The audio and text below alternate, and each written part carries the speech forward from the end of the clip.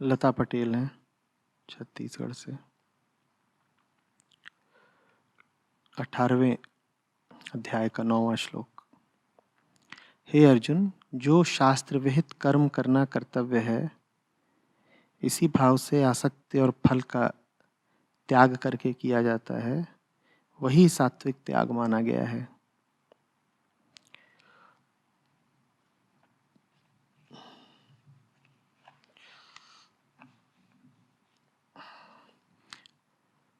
प्रणाम आचार्य जी, मैं एक शिक्षक हूँ।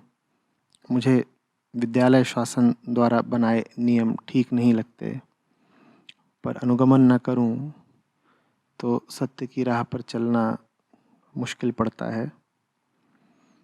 शास्त्र विहित कर्म क्या है? इस स्थिति में शास्त्र विहित कर्म पर हम कैसे चलें?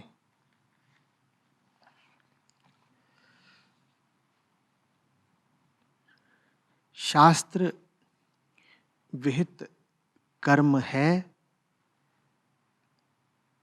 कर्ता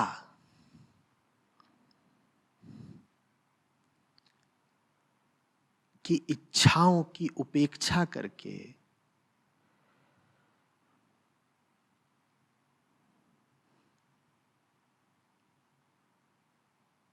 बस वो करना जो कर्ता का धर्म है।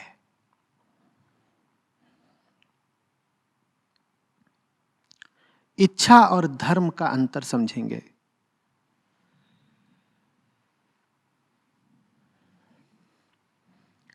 इच्छा वो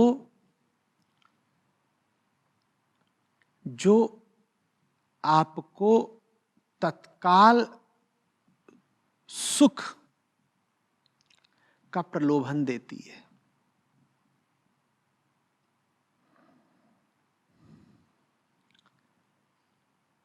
धर्म वो जो आपको कालातीत आनंद की चुनौती देता है।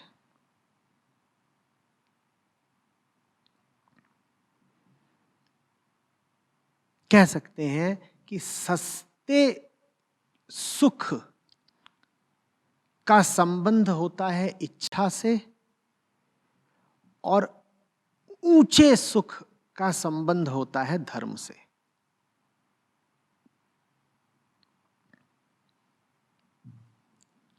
शास्त्र विहित कर्म वो है जो ऊंचे सुख के लिए किया जाए।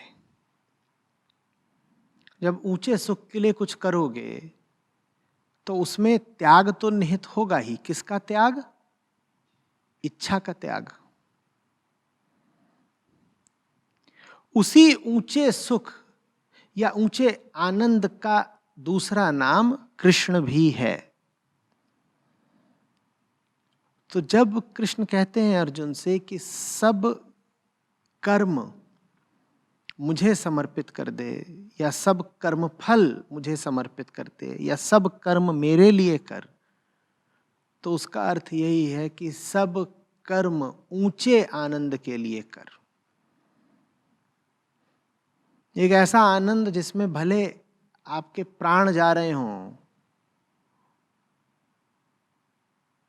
लेकिन अंतःस्थल मुस्कुरा रहा होता है। जो निचला छिछोरा सुख होता है वो मिलता है तब जब शरीर प्रसन्न हो जाता है, जब सब शारीरिक वृत्तियां थोड़ी देर के लिए तृप्त अनुभव करती हैं। और ऊंचा सुख मिला है आपको, इसकी पहचान ये होती है कि शरीर हो सकता है कष्ट में हो, वृत्तियां हो सकता है रो रही हों, लेकिन फिर भी भीतर बहुत गहरे केंद्र में कोई बैठा होता है जो प्रफुल्लित आनंदित होता है। वही है शास्त्र विहित कर्म। ये जो भीतर व्यक्तिगत कर्ता बैठा है, इसके विरुद्ध जाना, इसका शमन करना, इस पर अंकुश लगा के इसे नियंत्रित करना, यही साधना है, यही शास्त्र विहित कर्म है।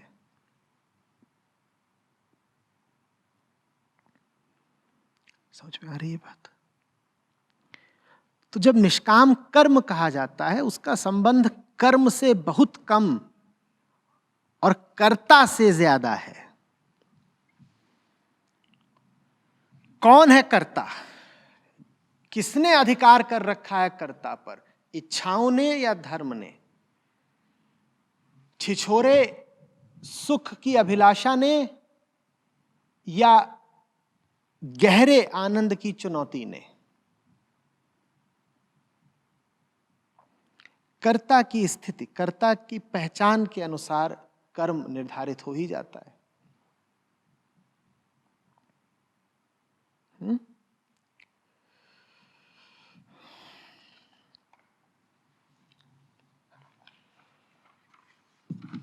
भूलिएगा नहीं कि ये दो अलग अलग इच्छाएं भर नहीं हैं, ये दो अलग अलग केंद्र हैं जीव के। ऐसा नहीं है कि एक इच्छा होती है कुछ सांसारिक रस ग्रहण कर लेने की और एक इच्छा होती है धार्मिक आनंद ग्रहण करने की। ना, ये दो इच्छाएं नहीं है, ये दो केंद्र हैं। एक केंद्र है प्राकृतिक और दूसरा केंद्र है चेतना का। आपकी प्रकृति बस इतने में ही संतुष्ट हो जाती है कि आपको कुछ सतही सुख इत्यादि मिल जाएं, और वो सतही सुख भी पूर्व निर्धारित ही होते हैं।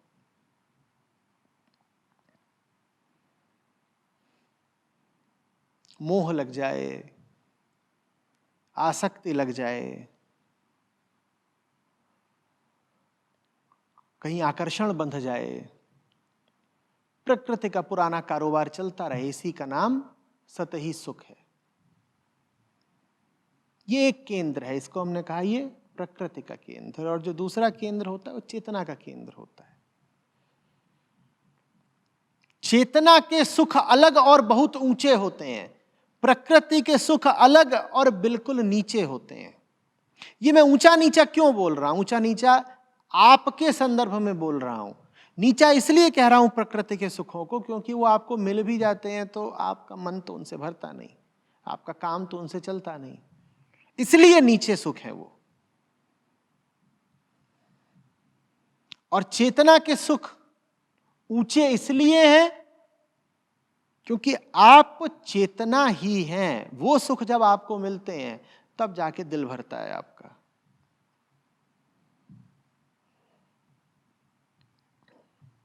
तो शास्त्र विहित कर्म फिर क्या हुआ? वो जो कर्तृत्व के सही केंद्र से किया जाए। कर्ता अगर प्रकृति है तो जो कर्म होगा वो शास्त्र विहित नहीं हो सकता, और कर्ता अगर चेतना है तो फिर जो कर्म है वो शास्त्र विहित है। बात समझ में आ रही है?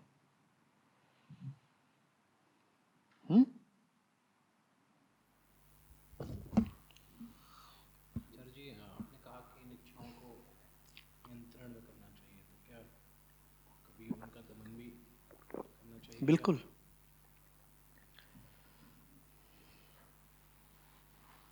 कभी ये भी कहा जाता है कि इच्छाओं का दमन करते रहना भी। दमन और शमन दोनों शास्त्रोक्त विधियां हैं साधना की। दमन भी आवश्यक है, शमन भी आवश्यक है। ये तो आजकल का मॉडर्न अध्यात्म है जो बताता है कि दमन, सप्रेशन बहुत बुरी बात है। अन्यथा शास्त्रीय तौर पर सदा से ये बात जानी गई है और समझाई गई है कि दमन उपयोगी भी है, आवश्यक भी है। सप्रेशन उपयोगी है, आवश्यक भी है। हां, सप्रेशन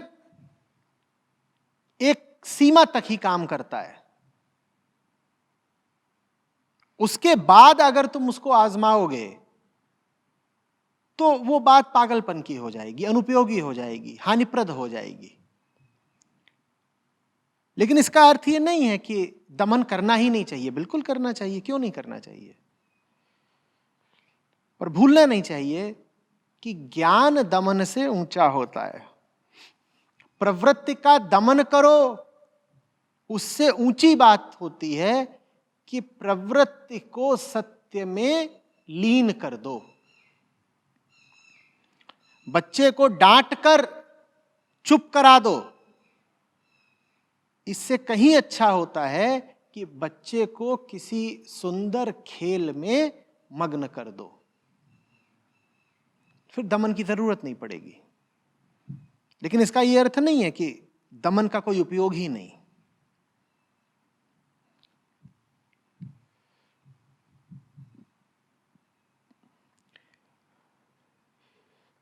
तो कह रही हैं मुझे विद्यालय शासन द्वारा बनाए गए नियम ठीक नहीं लगते, पर अनुगमन न करूं तो सच की राह पर चलना मुश्किल है।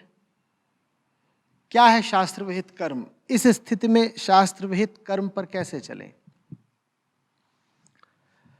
तो आदमी तो सुख का अभिलाषी होता है। एक सुख है जो आपको मिल जाएगा यथास्थिति को बरकरार रखने में। जो चल रहा है चलने दो, घर चल रहा है, व्यवस्था चल रही है, संस्था चल रही है,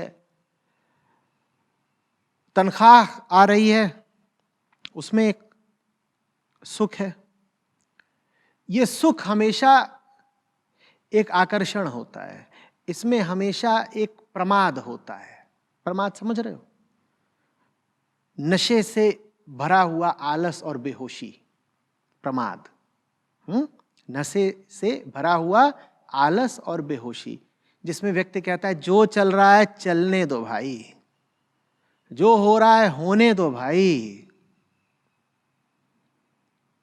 आप इतने बेहोश हो और इतने आलस और नशे से भरे हुए हो कि कोई आपसे कह रहा है कि भाई तू जूते पहन के ही सो गया है, और उन जूतों से चादर गंदी हुई जा रही है, और आप कह रहे हो कुछ गंदा होता हो होने दो भाई, मैं जूते उतारने के लिए भी उठना नहीं चाहता। ये जो निचला सुख है ये हमेशा प्रमाद से भरा हुआ होता है। ये कभी व्यवस्था को चुनौती नहीं देना चाहता, ये सुविधा का कायल होता है। ऊंचा सुख सदा एक चुनौती होता है। ऊंचा सुख सदा चुनौती होता है, वो हिम्मत मांगता है। तो कहता है औकात हो तो बताओ, मुफ्त नहीं मिलता हूं।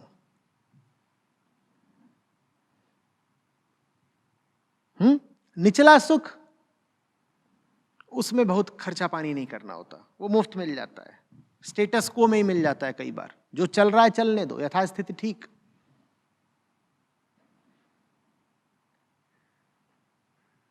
निचला सुख मिलता है ऐसे प्रबंध करके कि घाव न खाने पड़े। ऊंचा सुख कई दफे मिलता है जानबूझकर घाव खाने से। तो अब ये तो आपकी तैयारी पर है।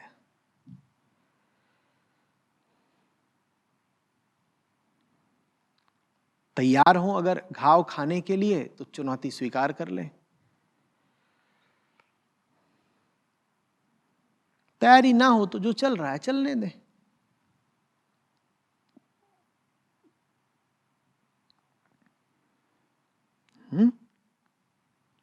इसमें कोई स्पष्ट दिशा निर्देश नहीं दिए जा सकते।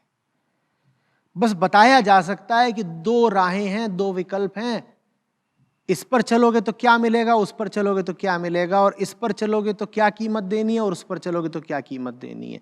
अब चलोगे किस राह पर, ये तो भैया तुम जानो। कोई किसी दूसरे को जबरदस्ती चला नहीं सकता, न ही कोई किसी दूसरे की खातिर स्वयं चल सकता है। साफ साफ